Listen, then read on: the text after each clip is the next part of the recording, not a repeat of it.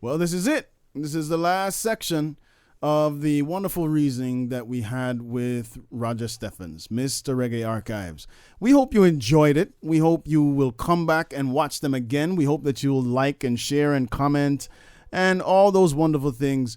Stay with us as we grow our channel. We want to make sure that we're giving you exactly what you need. So let us know. Check us out on goodnewsjamaica.com. And of course, always come back to Good News Jamaica TV. Let's get to the reasoning.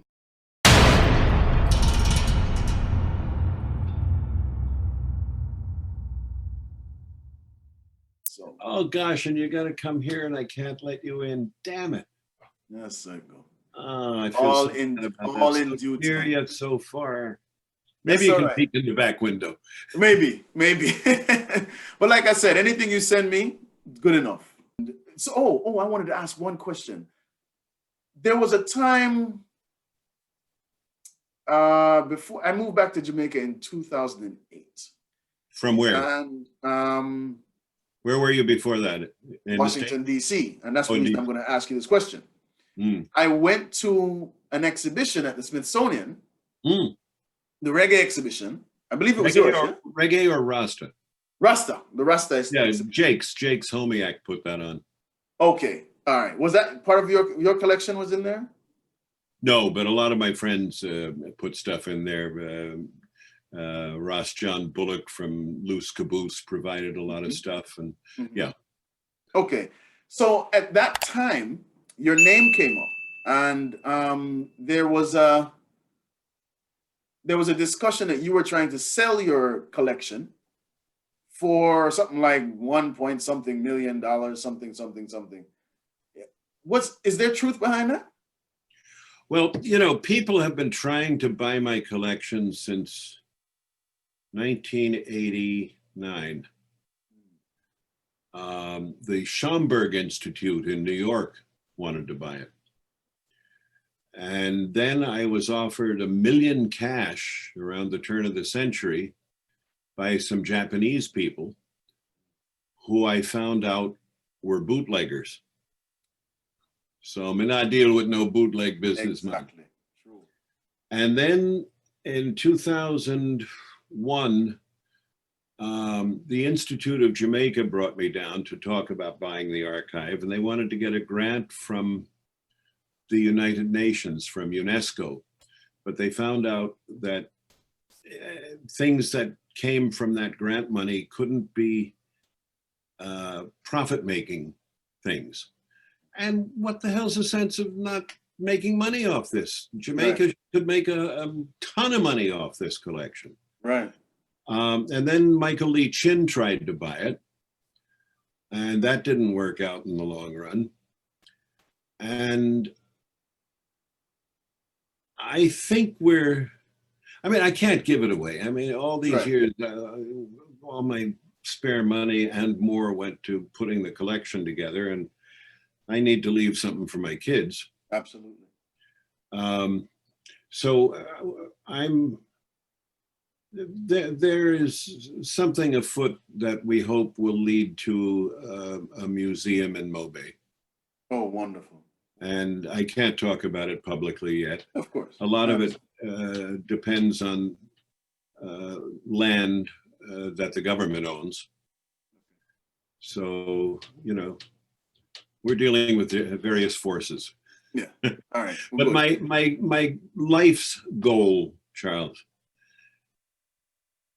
is to have all of this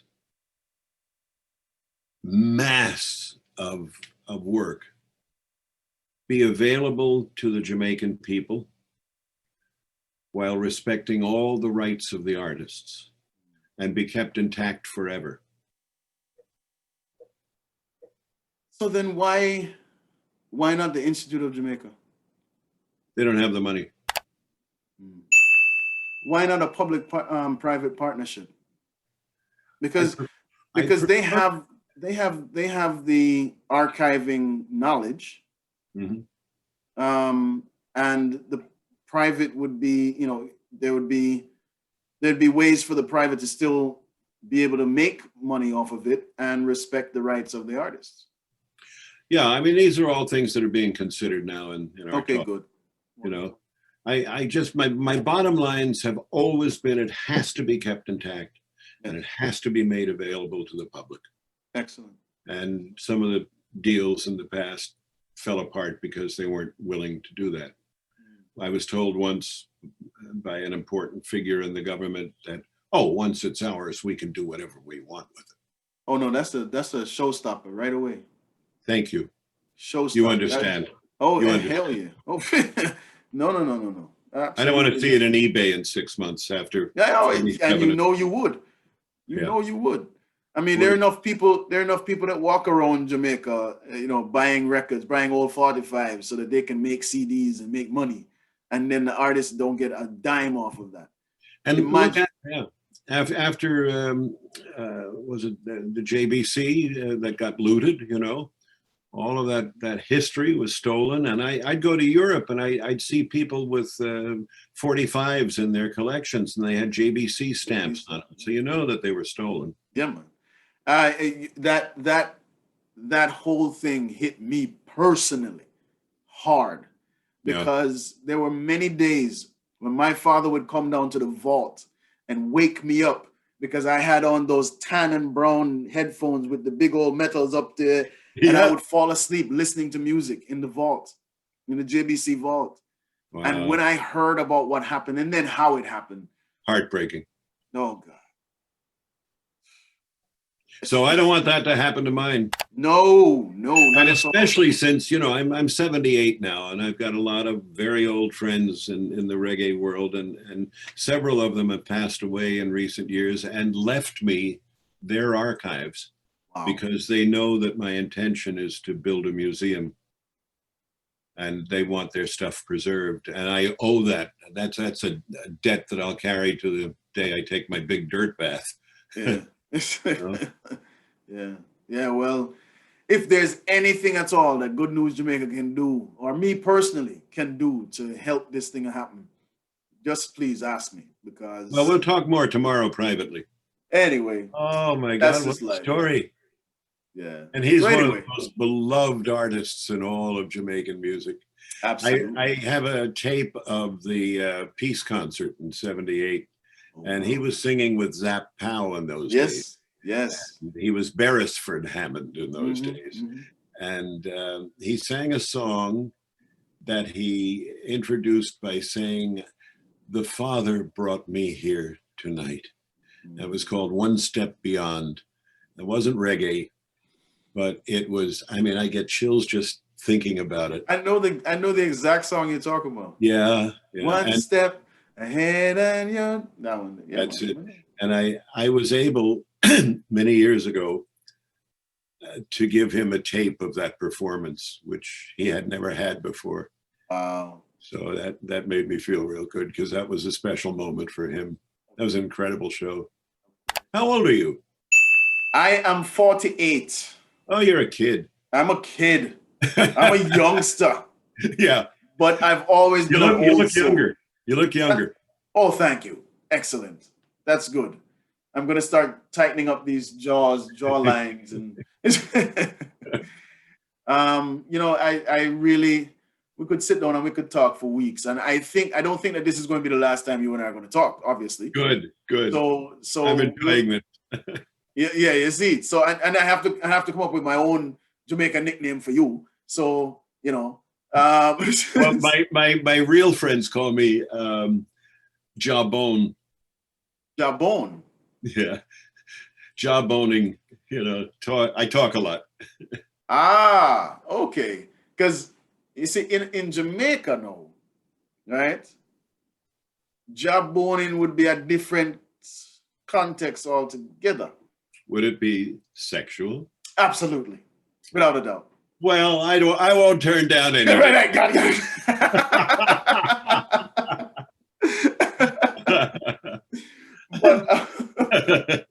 But we will definitely talk some more, Roger. And boy, I really love this link up. I really love this reasoning.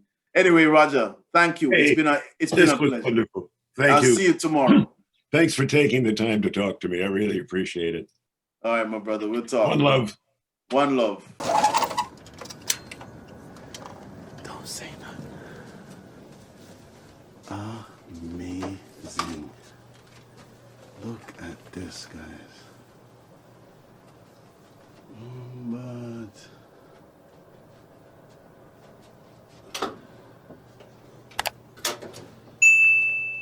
these are 8 drawers of Bob Marley clippings. wow. All filled to the brim. Oh my goodness. 3 cabinets of cassettes. There's about 14,000 cassettes in the collection. My God. And there's 30,000 flyers. Oh my goodness.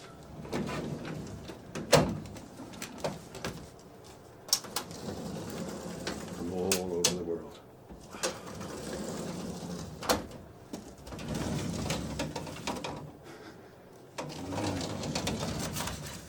This is all Marley merchandise.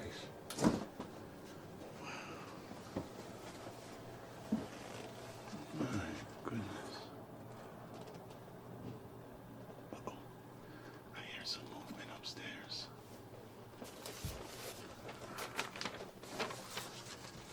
Perry's handprints. Yeah. Scratch.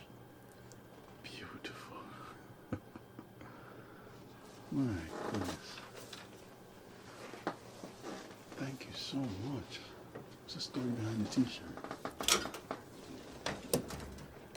Clippings. What's the story behind that t-shirt? Hand-painted shirt.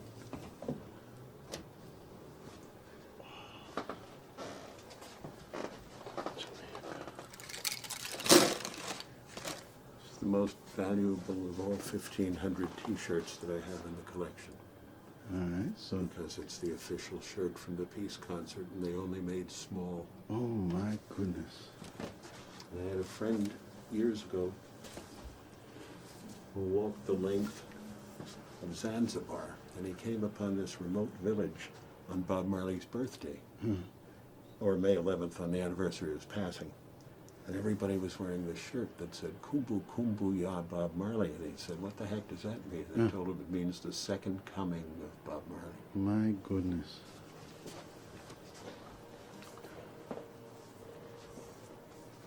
Okay, remember. And I love the buttons. I got about 4,000 buttons all over the house.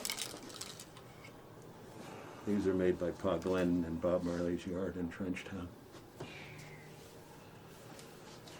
All right. And I don't want to overstay. Those are all your video cassettes from back in the day. May I step forward? May I step forward?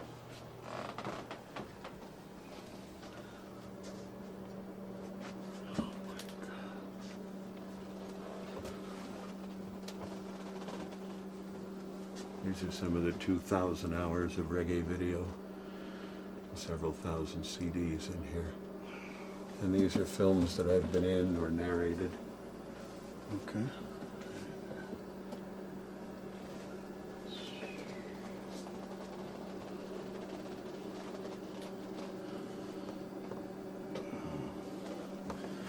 Okay. All right. Thank you.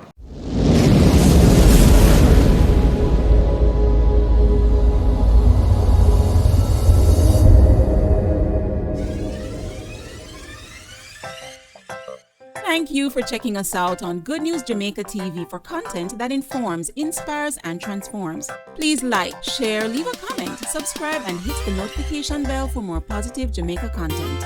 Walk good.